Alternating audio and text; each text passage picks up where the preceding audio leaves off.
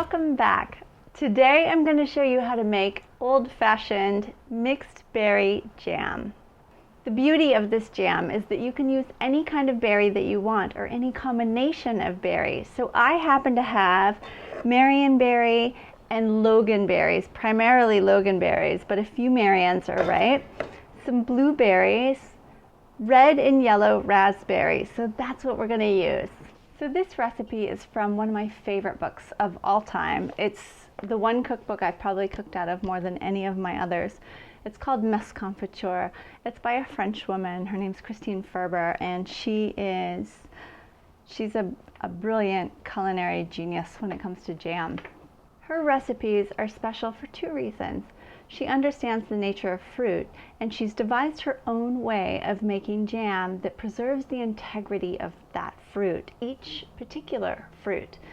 And secondly, she has a masterful sense of flavor and combinations. So every single jam I've made out of there, with the exception of one, has a balance that is so harmonious and beautiful. Blueberry with star anise or licorice root, just some really incredible flavor combinations that when you think about it or you look at the recipe, you're like, not sure about that.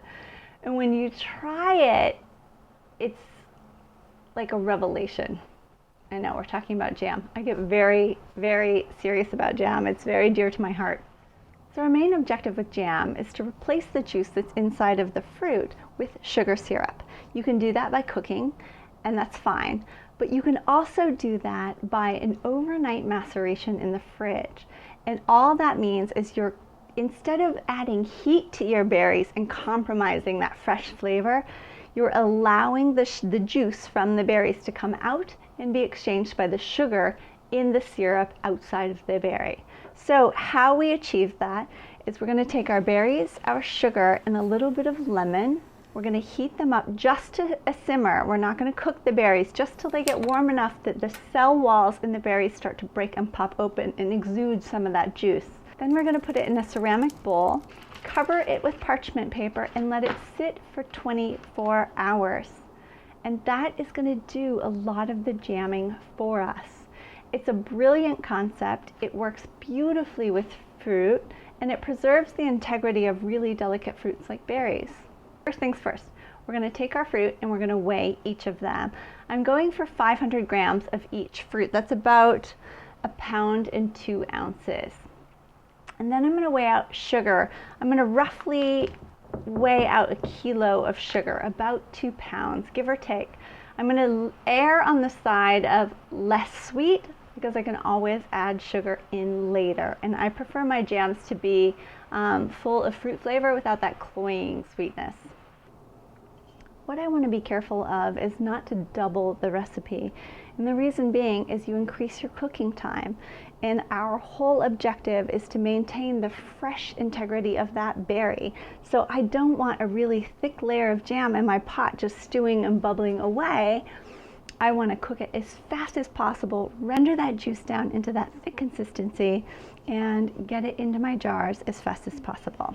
So here's our berries. I'm going to put them onto the stove, bring them up to a simmer, and cover them and let them refrigerate overnight.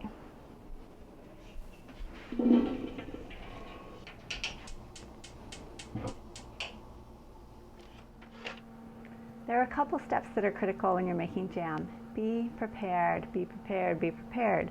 So I've taken my berries out a couple hours ago. They are nice in room temperature, so that's going to just minimize the cooking time, and that's going to preserve the integrity of the berry. So those are ready to go. My lids are here in some steaming water. Those are ready to go. I've taken my sterilized jars out of the dishwasher, and I've put them into a 250-degree oven. So those guys are nice and hot and ready to go.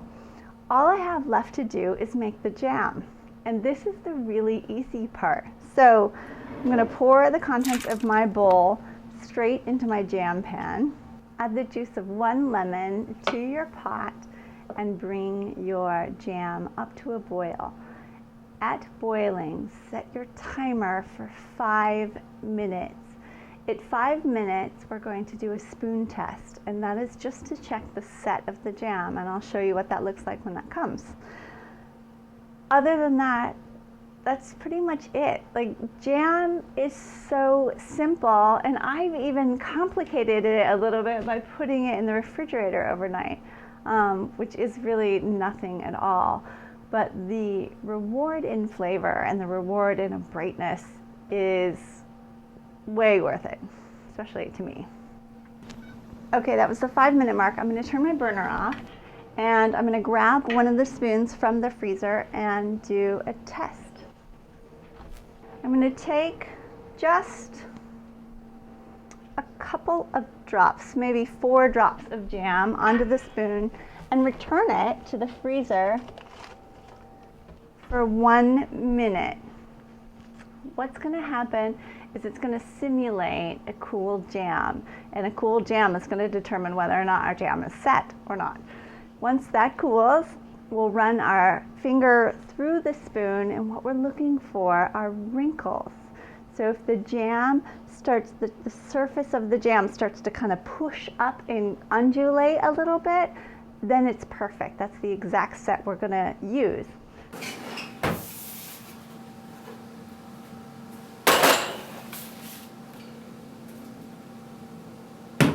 This method of canning is not recommended. Not recommended because it doesn't meet the safety standards for the United States. I don't have a lot of faith in the USDA.